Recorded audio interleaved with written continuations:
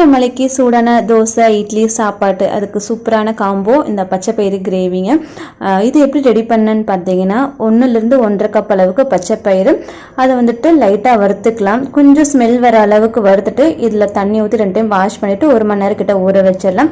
இதுக்கு தேவையானது பார்த்தீங்கன்னா 2 வெங்காயம், 3 தக்காளி, 4-5 பல் வெள்ளைப்பூண்டு, சின்ன துண்டு இஞ்சி, தக்காளியை இந்த மாதிரி கட் பண்ணி போட்டு நல்லா நைஸாக அரைச்சி எடுத்துக்கலாம். தேங்காய் பார்த்தீங்கன்னா ஒரு 1/4 கப் அளவுக்கு தேங்காய், அதையும் அரைச்சி அதுலேருந்து தேங்காய் பால் மட்டும் எடுத்துக்கலாம்.